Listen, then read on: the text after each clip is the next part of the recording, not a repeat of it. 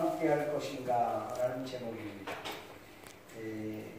누구와 함께 할 것인가? 이 말씀을 읽고 듣고 보는 가운데 성령 하나님의 폭포수와 같은 은총이 저와 여러분들 심령 가운데 넘쳐날 수 있기를 존귀하신 예수님의 이름으로 간절히 축원드립니다.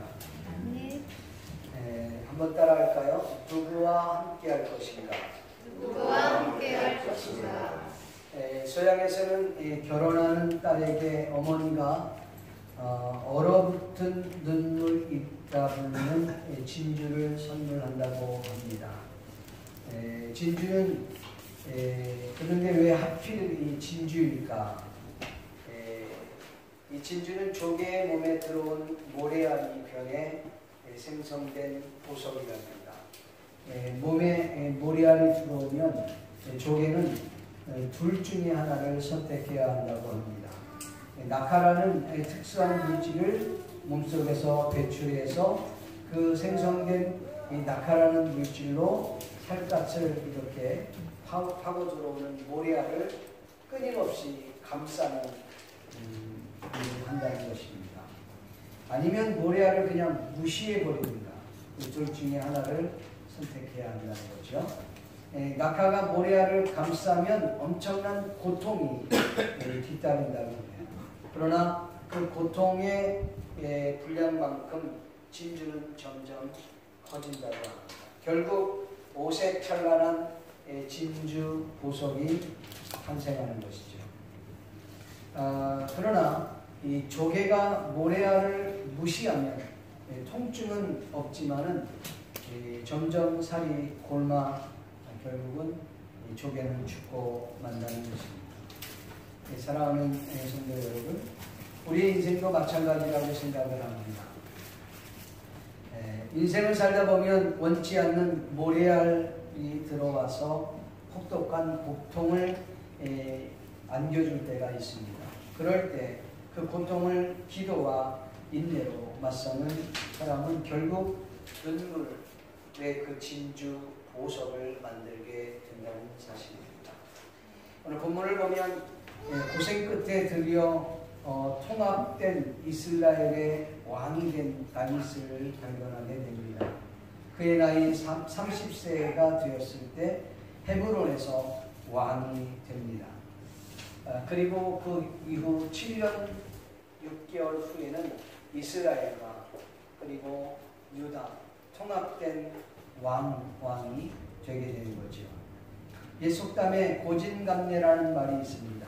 그 뜻은 쓴 것이 다하면 단 것이 온다. 고생 끝에 낙이 온다. 힘든 일이 지나면 즐거운 일이 찾아올 것이다 라는 말입니다. 이 말은 아마도 다윗에게 적합한 것 같습니다. 다윗이 골리앗을 물리치고 잠깐 행복과 기쁨이 그 가정에 임하는 것 같았습니다. 그러나 사울의 시기와 질투로 인하여 다윗은 사울을 피하여 도망 다닐 수밖에 없었습니다. 결국은 다윗은 망명 생활을 하지 않으면 살 수 없는 그런 상황에까지 몰리게 되었어요. 그가 망명 생활했던 곳은 블레셋이라는 땅이었고 그리고 가드라고 하는 지역에 살게 되었는데 심지어 그는 가드 왕 앞에서 시험에 그 침을 질질 흘려가면서 미친 짓을 하면서 자신의 생명을 연명해야 했던 시절도 있었습니다. 그러던 다윗이 무려 10년이 넘어서 결국 헤브론에서 왕이 되었고 그리고 7년 이후에 드디어 유다와 이스라엘의 통합된 나라의 왕으로 추대를 받게 됩니다. 표면적으로 보면 유다와 온 이스라엘 장로들이 그리고 그 백성들이 원해서 다윗에게 찾아와서 당신은 우리의 골육입니다. 그리고 우리의 왕이 되어 주십시오. 그렇게 해서 다윗을 왕으로 세우게 됩니다. 그러나 다윗을 왕되게 하신 것은 전적인 하나님의 은혜인 줄로 믿습니다. 하나님의 섭리였은 줄 믿습니다. 우리가 잊어서는 절대 안 될 부분이 있는데 그것은 다윗이 자기가 똑똑해서 왕이 된 것이 아니라 하나님께서 그를 지켜 보호해 주시고 그리고 그를 인도해 주셨기 때문에 이스라엘의 왕이 되었다고 하는 사실입니다. 마치 바울 사도의 고백처럼 나된 것은 하나님의 은혜라고 말합니다. 우리가 인생을 살면서 간혹가다가 스스로 자신이 엄청나게 잘나고 똑똑해서 자신이 경험한 그것을 토대로 해서 잘 활용해 지금까지 여기까지 왔다고 착각할 때가 있습니다. 아닙니다. 하나님의 도움 없이는 우리는 단 한 시간도 아니 단 1분 1초도 살 수 없는 존재가 우리라는 사실을 깨달아야 합니다. 사실 하나님의 은혜를 깨닫는 것은 정말 믿음이 있고 성숙함이 있을 때 그것을 깨닫게 되는 줄 압니다. 찬송가에 보면 이런 찬양이 있습니다. 지금까지 지내온 것 주의 크신 은혜라 한이 없는 주의 사랑 어찌루 말하나 자나깨나 주의 손이 항상 살펴주시고 모든 일을 주 안에서 형통하게 하십니다. 아마 그때 다윗 때에 이 찬송가가 있었다면 이 찬송을 부르지 않았겠나 생각을 해봅니다. 그렇습니다. 하나님의 은혜였습니다. 섭리였습니다. 축복이었습니다. 이와 같은 것을 깨닫고 인식하는 저와 여러분들도 될 수 있기를 주의 이름으로 축복합니다. 아멘. 성경 말씀을 보면 사무엘하 5장 12절에 보면 다윗은 이렇게 고백을 합니다. 다윗이 여호와께서 자기를 세우사 이스라엘 왕으로 삼으신 것과 그의 백성 이스라엘을 위하여 그 나라를 높이신 것을 알았다라고 성경은 말하고 있습니다. 다윗은 이스라엘 백성을 위하여 이 나라를 높이신 것을 그는 알았다라고 했는데 여기에서 이 알았다라고 하는 말은 히브리어로는 야다라고 하는 말입니다. 그런데 이 야다라고 하는 말은 지식적으로 하나님을 알았다는 말이 아니라 직접 몸으로 피부로 경험으로 체험했다고 하는 의미가 더 강하다는 것입니다. 그렇습니다. 사랑하는 성도 여러분, 여러분들은 예수님을 누구라고 생각하십니까? 여러분은 성령님 하나님을 그리고 성부 하나님을 누구라고 생각하십니까? 만약에 여러분 이렇게 질문을 받는다면 여러분들은 어떻게 대답을 하시겠습니까? 대부분의 많은 사람들은 지금까지 자기 자신이 살아오면서 배웠던 지식으로 하나님을 접근하려고 합니다. 그렇게 접근하시면서는 안 됩니다. 자신이 경험한 하나님, 자신의 몸으로 체득된 그 하나님을 고백할 수 있어야 한다는 것이죠. 우리 부모님이 믿었던 그런 하나님이 아니라 주변의 사람들이 경험한 그런 하나님이 아니라 성경 공부하고 책을 통해서 느끼고 배웠던 그런 하나님이 아니라 정말 우리가 내 몸으로 몸소 느끼고 경험하고 체험한 그 하나님을 말할 수 있어야 한다는 것이죠. 여러분 도마는 관념적으로 예수님을 생각했습니다. 지식적으로 이해가 되지 않으면 그는 믿을 수 없었던 사람이었습니다. 아무리 예수님이라고 해도 죽으셨던 분이 어떻게 다시 살아날 수 있단 말인가? 그건 너무해. 뻥을 쳐도 적당히 쳐야지. 말도 안 되는 거야. 이렇게 말할 수 있었을 겁니다. 아니, 오히려 도마는 제자들을 설득하려고 외쳤습니다. 그래도 배웠다고 하는 너희들이 최소한 이성적인 것과 비이성적인 것은 구분할 줄 알아야 되지 않냐. 합리적인 것과 비합리적인 것은 구분할 줄 알아야 하지 않느냐라고 상당히 자신이 유식한 척 제자들을 오히려 설득하는 것을 우리는 보게 됩니다. 그러나 예수님은 우리의 상식을 뛰어넘는 분이십니다. 예수님은 우리의 이성을 초월하시는 분이십니다. 오히려 기적과 표적을 일상적으로 일으키시는 분이 바로 우리가 믿는 예수님이라는 사실을 믿기를 주의 이름으로 축원합니다. 그 기적과 표적은 비이성적이고 비합리적인 일들이 도마는 사실은 자신의 삶의 현장에서 너무나도 많이 체험했던 사람입니다. 예수님이 물 위로 걸으시는 사건이나 아니면 떡 5개와 물고기 2마리로 오병이어에 5,000명을 먹이고 12바구니나 남는 사건이에요. 물로 포도주를 만든 사건. 이 외에 얼마나 많은 기적들을 도마는 보았습니다. 그것을 이성적으로 합리적으로 이해할 수 있는 그런 부분이 아니었다는 것을 도마는 누구보다 더 잘 알았던 사람입니다. 그런데 도마는 막상 그와 같은 어려운 문제들이 자신에게 닥쳐왔을 때에 이성적으로 그 부분을 해석하려고 했다는 데에 문제가 있습니다.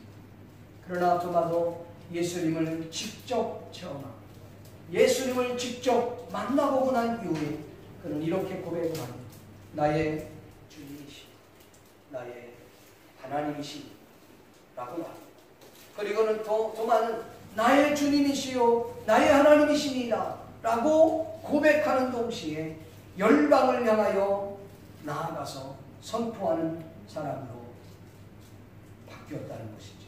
이후에 그는 인도로 선교지를 정하고 인도로 가서 순교까지 했던 사람이 바로 도마였습니다. 우리 여기서 또 하나 봐야 될 것이, 많은 그리스도인들이 이렇게 생각을 합니다. 그리스도인들이 하나님, 예수님, 성령님을 믿는다고 하면서도 마치 미신적으로 하나님을 믿는 겁니다. 샤머니즘적으로 믿는다는 거예요. 하나님을 접근하는데 샤머니즘적으로 접근을 합니다. 기독교를 다른 종교와 유사한 종교로 전락시키고 말합니다. 다른 종교와 유사한 종교를 전락시킨다는 것은 샤머니즘적이고 기복주의적 신앙으로 전락시킨다는 말입니다. 다니엘처럼 그리하지 아니할지라도의 신앙이 아니라 내가 원하고 내가 바라는 것을 이루어주는 분으로 예수님을 자신의 수준으로 끌어내려서는 안 되는데 우리는 종종 그렇게 끌어내리곤 합니다. 다윗은 자기를 왕으로 세우신 분이 하나님입니다. 이스라엘의 진정한 왕은 하나님이라는 사실을 그는 고백하게 됩니다. 이 부분은 제가 다음 시간에 좀 더 구체적으로 말씀을 드리겠습니다. 그렇습니다. 다윗은 자신을 왕으로 세우고 이스라엘의 왕으로 세우신 분이 하나님이라는 사실을 그는 알고 있었습니다. 그리고 자기 자신은 단지 하나님의 대립 통치권자라고 하는 사실을 알았을 뿐만 아니라 이스라엘을 위해서 그리고 그 나라를 높이 세우셨던 분도 또한 하나님이라는 사실을 깨달았다는 사실. 믿습니까?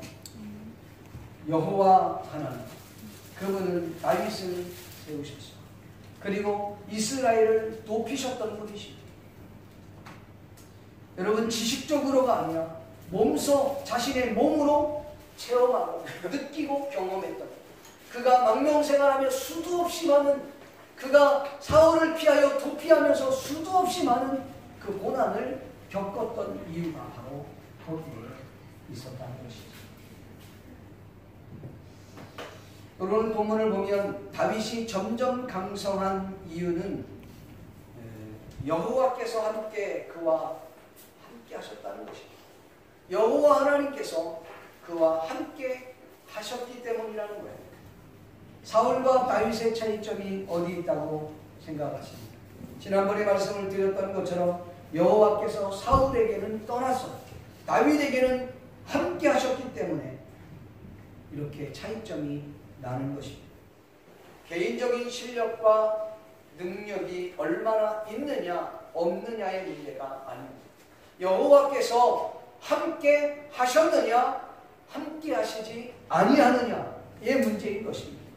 사무엘하 3장 1절에 보면 사울의 집과 다윗의 집 사이에 전쟁이 오래돼 다윗은 점점 강성하여 가고 사울의 집은 점점 약하여 가니라 또 했습니다. 다윗은 점점 강하여 가고 사울의 집은 점점 약해진 이유를 오늘 이곳에서 우리는 발견할 수가 있습니다. 여러분, 다윗이 유다와 이스라엘의 장로들이 백성들의 이제 소리를 듣고 그들의 마음에 그 뜻을 받들어서 다윗에게 찾아옵니다. 헤브론에 찾아와서 다윗에게 우리의 왕이 되어주십시오. 당신과 우리는 일가친척 아닙니까? 이런 말이에요. 골육입니다. 이런 표현을 씁니다. 그래서 왕이 되어달라고 해서 결국 그가 왕이 되고 난 이후에 사실은 전투라고 할 것도 없는 소규모의 전투. 이스라엘 백성 그 다윗의 부하들과 함께 예루살렘으로 올라가게 되죠. 그리고 그곳에 있는 여부스가 살고 있는 그 시온성을 치려고 합니다.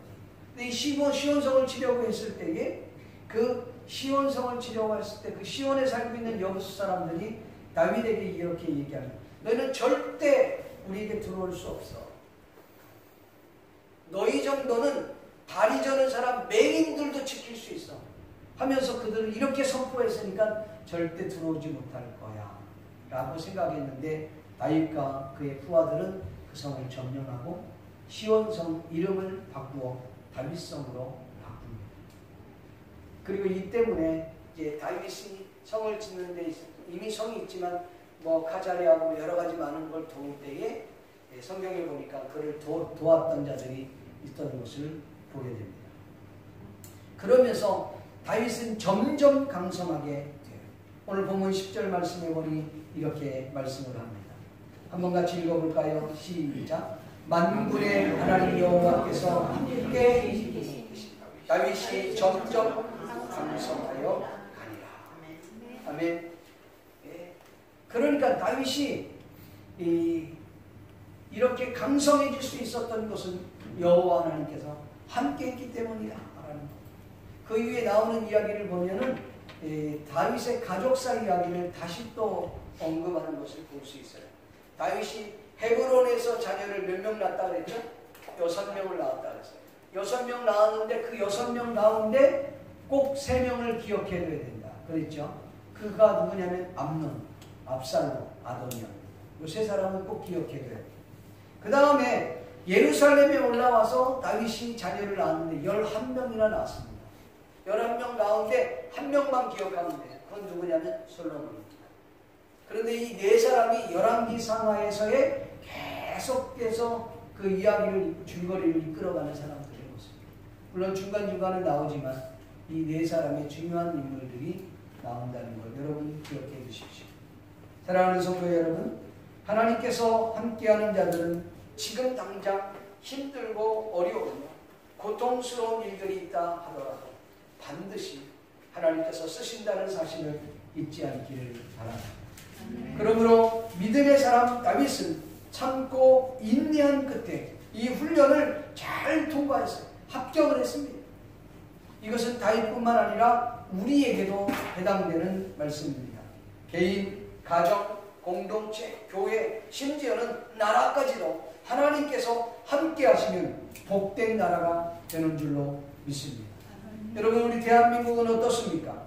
대한민국은요, 애국가 안에도 그 가사에 하나님이 보호하사 우리나라 만세라고 하는 가사가 들어있습니다. 전 세계 어느 국가의 애국가 가운데 하나님이 보호하사라고 하는 단어가 그 가사가 들어있는 국가가 있겠습니다. 전 세계에 없어요. 심지어 미국에도 없습니다. 대한민국에만 그래요. 놀랍지 않습니까? 과거에 우리나라에 선교사로 왔던 선교사들이 이런 이야기를 했다 그래요. 여러분, 우리가 조선이라고 하는 나라에 조선을 영어로 얘기하면 초선이라고 얘기해요. 그런데 초선은 그 뜻이 뭐냐면 선택이라 그런 뜻이에요. 선교사들이 조선 땅에 왔을 때 선택된 나라에 왔노라고 그렇게 선교 편지를 쓰기도 했다는 것이에요. 여러분, 놀랍지 않아요? 우리는 선택된 민족입니다. 우리 애국가 가운데는 여러분 하나님이 보호하사 우리나라 만세라고 하는 그런 가사가 들어있는 나라가 대한민국입니다. 그러니까 우리나라는 망할래야 망할 수 없는 그런 나라. 아멘입니까? 믿습니까? 그런데도 정신 나간 사람들이 말해요. 애국가를 부르지 말자는 거예요. 왜냐하면 애국가를 만든 사람이 누구냐? 그랬더니 아니케라고 하는 분인데 일본에서 태어났고 일본에서 공부했으니까 일본의 잔재이기 때문에 부르지 말자. 내용에는 전혀 관심이 없는 거예요. 사랑하는 성도 여러분, 하나님께서 개인과 가정과 우리나라와 함께 하기를 축복합니다. 창세기 39장 말씀을 보면 우리가 너무나도 잘 알고 있는 요셉에 대한 인물이 나오게 됩니다.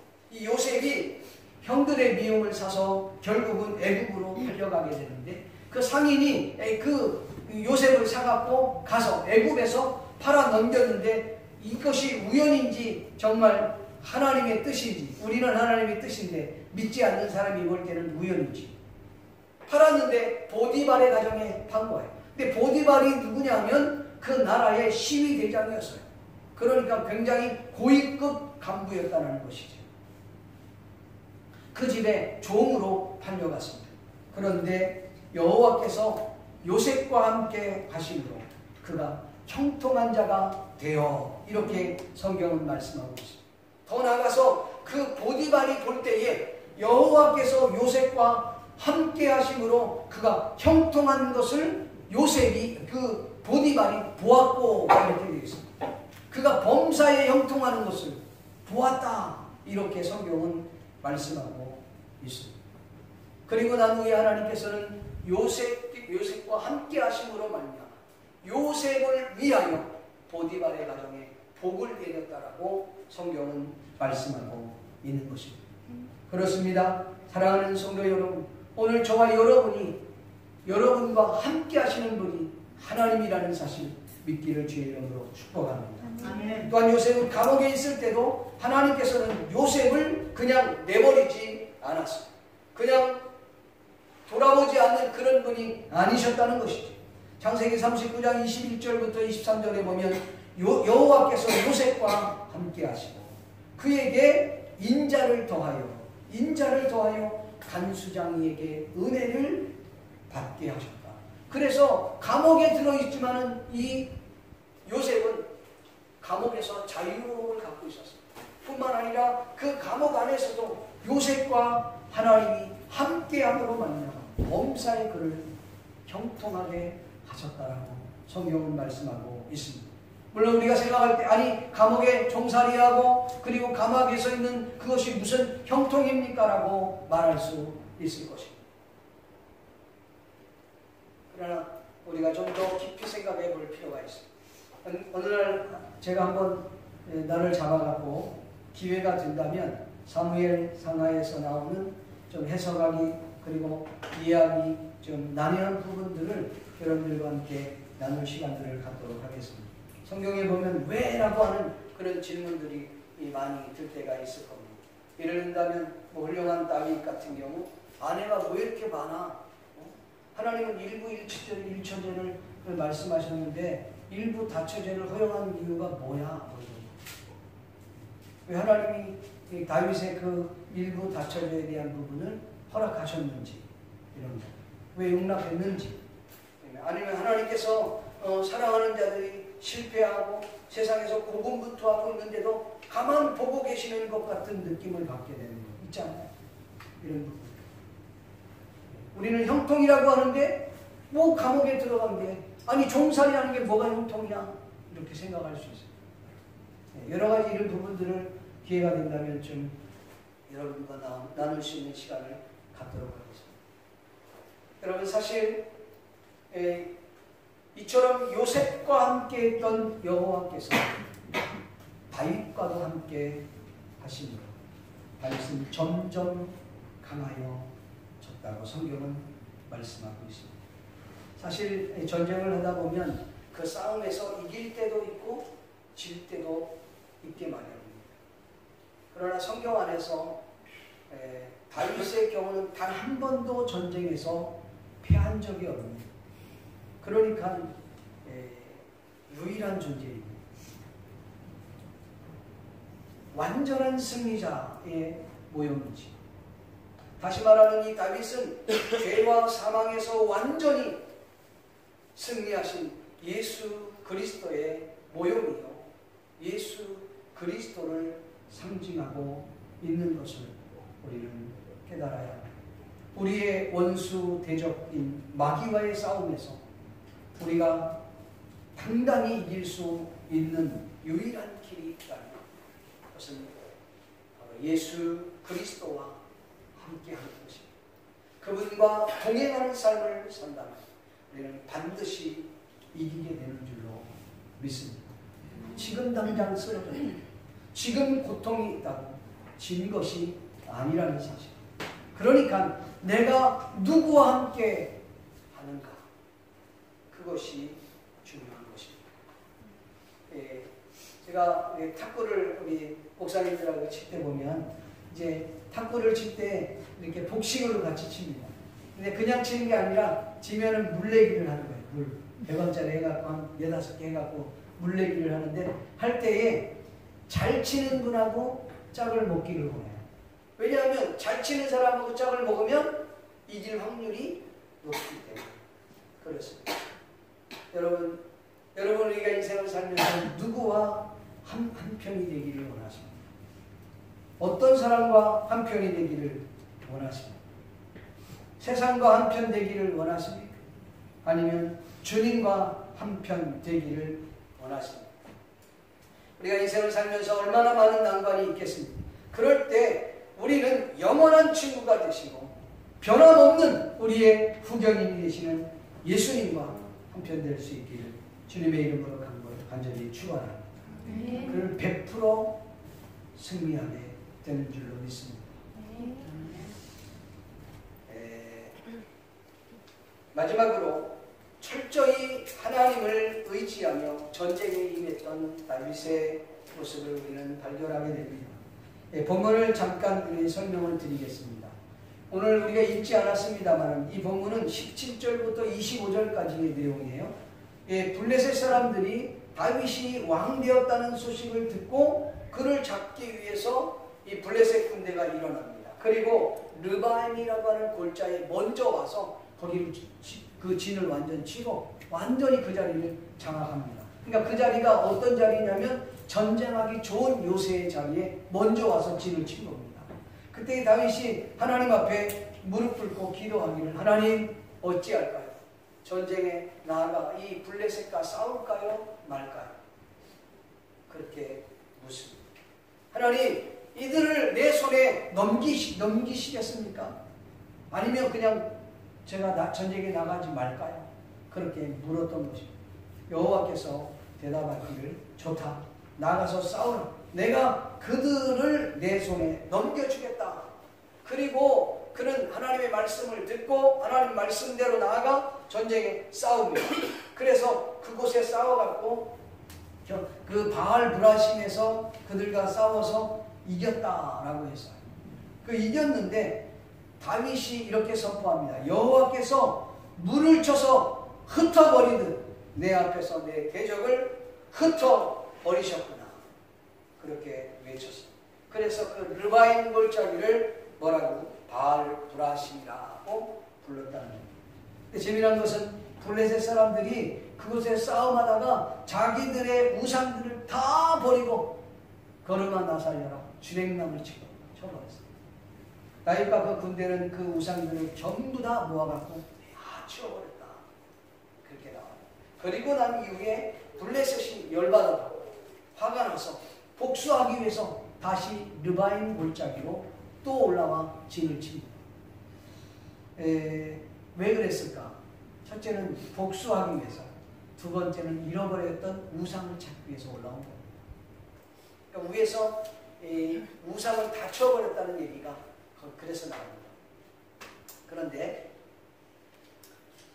그리고 난 이후에 다윗이 또 하나님 앞에 묻습니다. 하나님 어떻게 하면 좋겠습니까? 그랬더니 하나님께서 답하시기를 정면 싸움하지 마라. 그렇게 일러줘요. 정면 싸움하지 말고 그리고 오히려 그들 뒤쪽으로 이렇게 돌아가서 뽕나무 숲 근처에서 이렇게 숨어 있다가 그들의 발소리가 들리거든. 발소리가 들리거든. 그때 공격해라. 발소리가 들리면 여호와께서 너보다 먼저 나가 싸우신다고 하는 신호다 라고 이야기를 하는 겁니다. 여기서 우리는 여호와께서 너보다 앞서가서 블레셋 군과 싸우겠다는 이 신호에 대해 이 부분을 주목해야 한다는 것이죠. 사실 다윗은 자신이 싸우는 것 같지만 실질적으로 여호와께서 먼저 가셔서 다 싸우시고 그리고 이삭 죽기를 한 것뿐이에요. 다윗은. 성도 여러분, 우리가 인생을 살면서도 마찬가지입니다.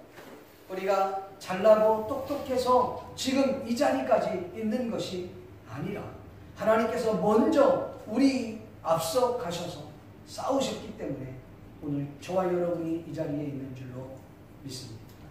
이처럼 다윗은 전쟁할 때마다 하나님께 묻고 그리고 실행에 옮겼던 사람입니다.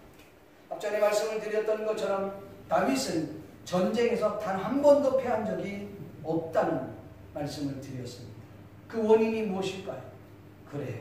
그것은 바로 다윗이 전쟁할 때마다 하나님께 묻고 또 물었기 때문에 그가 전쟁에서 패하지 않았습니다. 이처럼 다윗은 평생 동안 철저하게 하나님을 의지하고 신뢰하며 살았던 인물입니다. 사랑하는 성도 여러분, 우리가 4장에서 보았던 것처럼 이스보셋은 권력자, 실력자였던 아브넬을 의지했다고 했습니다. 그러나 다윗은 눈에 보이지 않는 여호와 하나님을 의지한 줄로 믿습니다. 이게 다른 것입니다.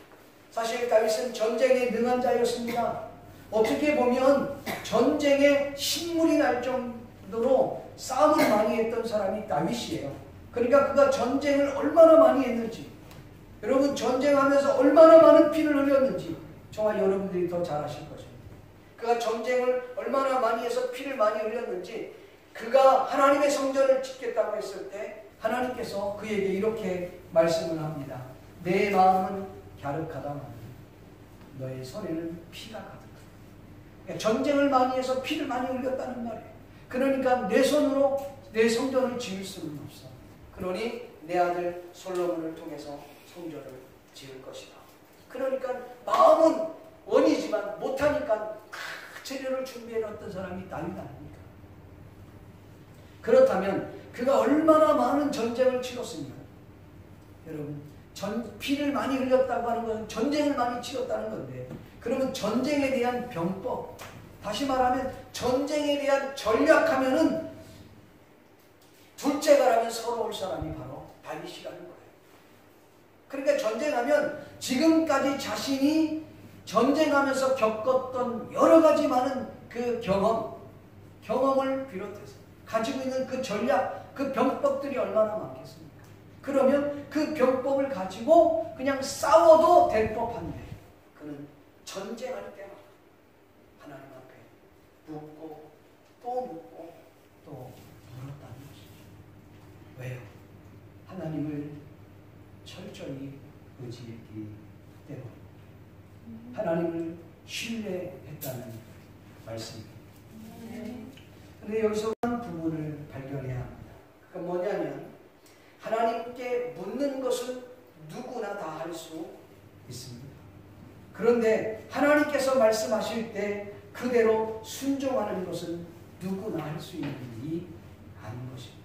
주님께서 말씀하실 때 자기 자신의 경험과는 전혀 맞지 않을 때 그것을 순종하기란 더욱더 힘든 것입니다. 그렇지 않습니까?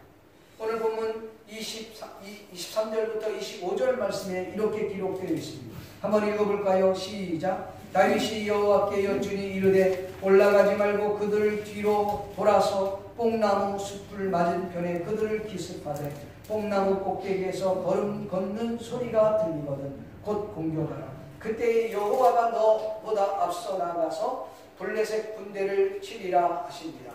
이에 다윗이 여호와의 명령대로 행하여 블레셋 사람을 쳐서 게바에서 게셀까지 이르니라. 아멘. 그렇습니다. 여호와의 명령대로 행하여 라고 기록하고 있어요. 여러분, 많은 이들이 하나님께 기도합니다.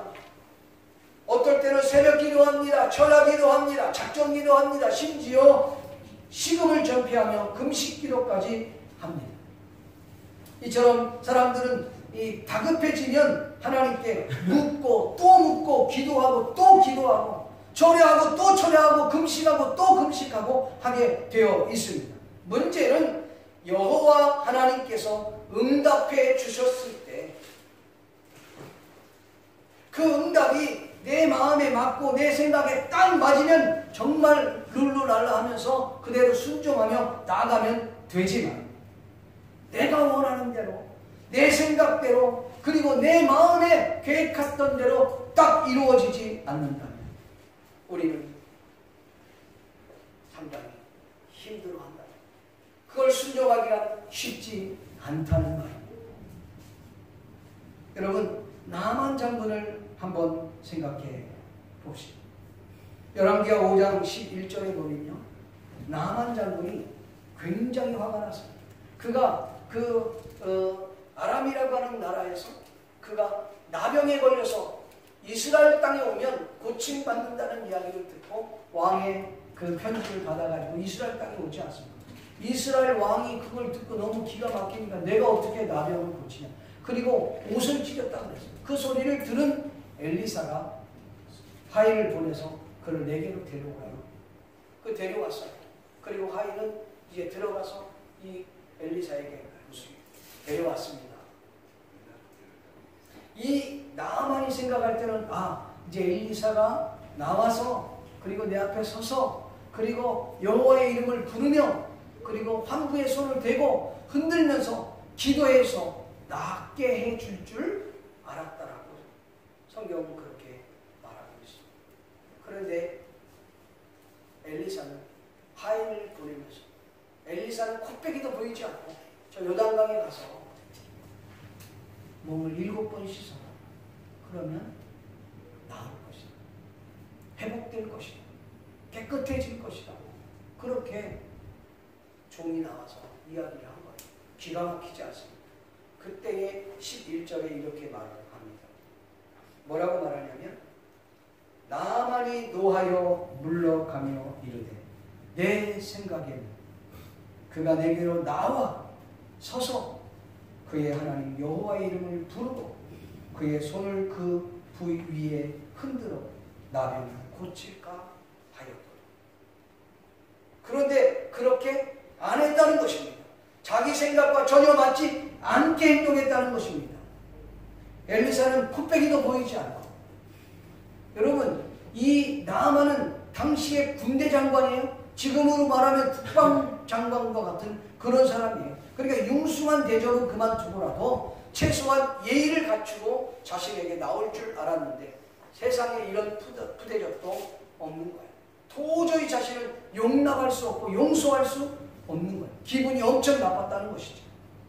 노를 받았다. 그러면서 요단강보다 우리 아람 땅에는 훨씬 더 깨끗한 강들이 많다. 씻을 것 같으면 거기서 씻겠다. 그리고 돌아가는 중이었는데 무명의 병사가 이를 깨트려버려요.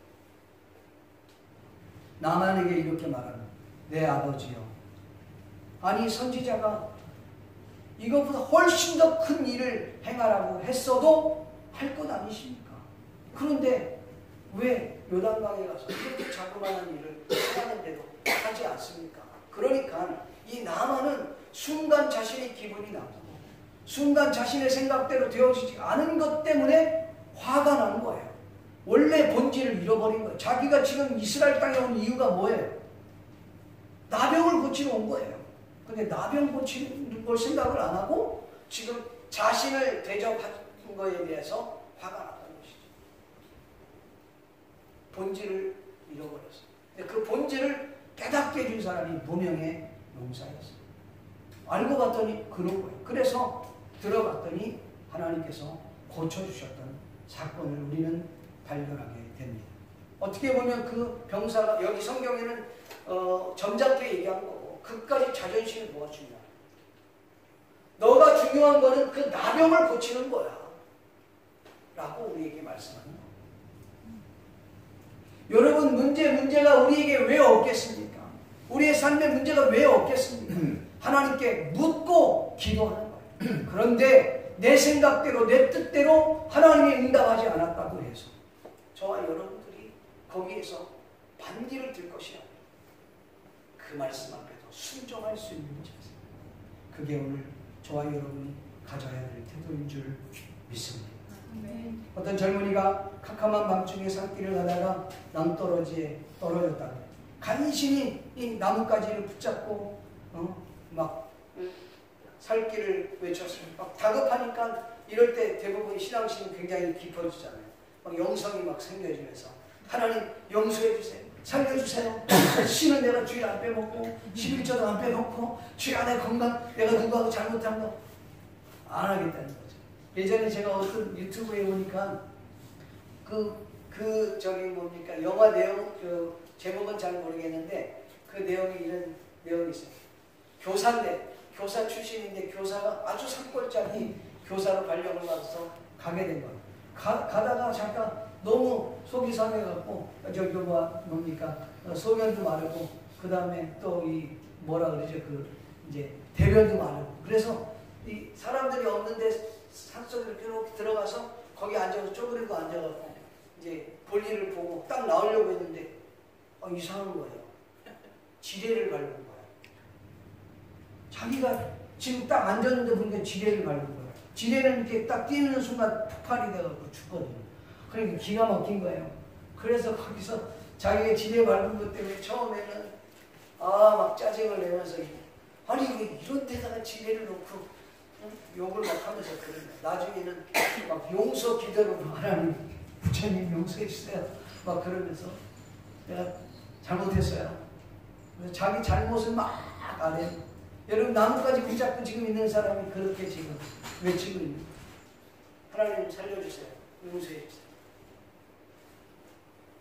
근데 그 소리를 들으셨는지 산꼭대기에서 음성이 들려옵니다. 그럼 누구십니까? 그랬더니 내가 찾는 하나님. 하나님 살려주시오. 그래, 내가 살기를 원한다면 나무가지를 놔라. 그래. 나중에 날이 밝고 나니까 그 몇 미터 안 돼 있는 데에서 지금 붙잡고 있었던 거죠. 놔라. 그 캄캄한 밤이니까 못 놓는 거예요. 놓으면 산다. 하나님 다른 방도 없고 배를 얘기를 다 해요. 더 안 되니까 결국은 거기 다른 사람 없습니까? 그리고 외쳤다는 거예요. 여러분 생각해 보십시오. 이런 모습은 꼭 우리의 모습 아니에요. 여러분 다윗의 훌륭한 모습은 무엇입니까? 자기가 전략가예요. 전쟁에 능한 사람입니다. 이렇게 뒷공문이 치면서 이런 전략을 펴본 적이 없었던 사람이에요. 자기 생각과 자기 전략과 맞지 않는 그것을 요구하는 그 주님의 말씀 앞에 명령대로 행하라. 순종해라. 대단히 중요한 것입니다. 듣는 것도 중요하지만 듣고 순종하는 것은 더 중요하다는 사실. 믿기를 주님의 이름으로 축복합니다. 말씀을 믿기를 소원합니다. 사랑하는 성도 여러분, 우리를 지금 인생의 긴 터널을 통과하고 있는 주님. 고진감래라는 말, 고생 끝에 날이 온다는 말. 지금 우리는 내게 주어진 고난을 잘 이기고 계십니다. 언젠간 분명 정상에서 활짝 웃는 저와 여러분들을 생각해 보십시오. 나의 나된 것은 하나님의 은혜였습니다. 아브라함 되게 하신 분이 하나님이십니다. 다윗을 선군 다윗 되게 하신 분이 하나님이십니다. 다윗을 이스라엘 왕으로 세우신 분이 하나님이십니다라고 우리가 고백할 수 있기를 주의 이름으로 축복합니다. 다윗과 함께 하신 하나님께서 오늘 저와 여러분이 함께 하기를 소원합니다. 우리의 가정과 우리의 공동체와 우리 교회와 우리 대한민국 이 일본과 함께 하기를 주의 이름으로 축복합니다. 하나님께서 나와 함께 하시면 두려울 것이 없게 되는 줄로 믿습니다. 남은 인생을 철저하게 주님을 의지하고 그분과 동행하는 삶을 사시는 저와 여러분이 될 수 있기를 존귀하신 예수님의 이름으로 간절히 축원합니다. 다시 한번 축원드립니다. 기도하겠습니다. 오늘 시간 말씀을 생각하시면서 같이 한번 우리가 기도하기를 원합니다. 말씀을 생각하면 하나님, 우리가 주님과 함께 하기를 원합니다. 세상과 함께 할 것인가? 하나님과 함께 할 것인가? 권력자를 의지할 것인가? 아니면 전능하신 하나님을 의지할 것입니다. 하나님 도와주시옵소서. 하나님 아버지, 이 시간 같이 한번 합심하여 통성으로 기도하는 시간 갖기를 원합니다. 기도하겠습니다. 고마우시고 자비로우신 아버지 하나님, 하나님의 은혜와 은총을 감사합니다. 이 시간 주님의 말씀을 마음에 새기기 원합니다. 누구와 함께 하실 것인가를 돌아보게 주옵소서. 정말 고생 끝에 많은 연단과 고난 끝에 그 아버지 하나님이여 그 고난을 승리로 이끌었던 다윗을 생각합니다. 그를 아버지 하나님이여 통합된 왕으로 세웠던 하나님, 오늘 우리를 아버지 하나님 이 자리까지 오게 하신 하나님의 은혜를 감사와 찬송과 영광을 드립니다. 아버지 하나님 은혜를 베풀어 주옵소서. 은혜를 허락하여 주시옵소서. 주님의 능력을 허락하여 주시옵소서. 하나님의 역사와 능력을 눈으로 보고 하는 저희를 되게 도와 주시옵소서. 동화처럼 이 성경으로 아버지 지적으로 아버지 하나님 깨달으려 하자면 하나님을 몸으로 체험하고 지식이 영적으로 주님을 만나고 하려고 되어지는 저희를 주도록 주여 도와주시옵소서. 다윗이 점점 강성해질 수 있었던 여호와께서 그와 함께하여 거는 것처럼 하나님 우리 인생 가운데 우리와 함께하여 주시옵소서. 우리의 가정에 함께하여 주시옵소서. 우리의 남편과 우리의 자녀들에게 함께하여 주시옵소서. 내가 그와 함께할 것이 아니라 하나님이 그 자녀와 함께해야 돼. 하나님이 그 남편과 그 아내와 함께해야 돼. 하나님이 우리의 기업과 함께해야 될 줄로 믿습니다. 아버지 하나님이여 이 시간 도와주시옵소서. 여호와여 그래야 우리가 감성할 수 있습니다. 개인이 강건해질 수 있습니다. 나라가 함께 나라가 될 수 있습니다. 철저히 하나님을 의지하시며 저희를 내게 주 나의 경험을 앞세우지 말고 나의 능력을 앞세우지 말고 하나님의 말씀을 듣고 준행하는 저희를 되게 하여 주시옵소서. 예수님의 거룩하신 이름으로 기도하옵나이다. 찬양하시면서 준비한 일을 하나님 앞에 올리겠습니다.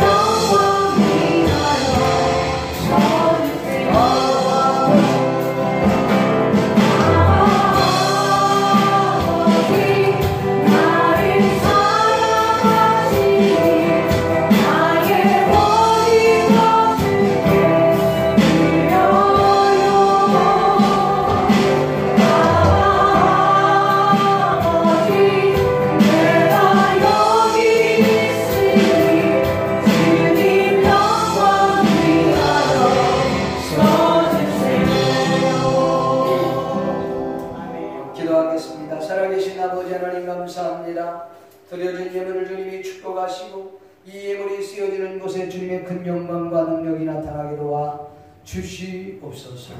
아버지 하나님 바라옵고 원합니다. 사랑하는 성도들 참으로 힘들고 어려운 와중에도 하나님 앞에 받은 은혜 감사하여 드렸사오니 이 예물이 저들 가정에 복이 되게 하시고 인생에 복이 되게 하시고 사는 날 동안에 물질 때문에 고통당하지 않도록 하나님 물질의 복을 쏟아부어 주시옵소서. 하나님 영적인 능력을 더 입혀 주시옵소서. 하나님의 교회가 넉넉해지게 하여 주시옵소서. 더 많은 하나님의 교회를 섬기며 지역사회를 섬길 수 있는 교회가 되게 하여 주시옵소서. 등록한 우리 백예령 자매님을 주님이 축복하시고 이의 가정과 이의 인생을 축복하여 주시고 그의 경영하는 기업에도 주님이 축복하시고 가정과 자녀들 위에도 하나님이 놀랍도록 복의 복을 덧입혀 주시옵소서.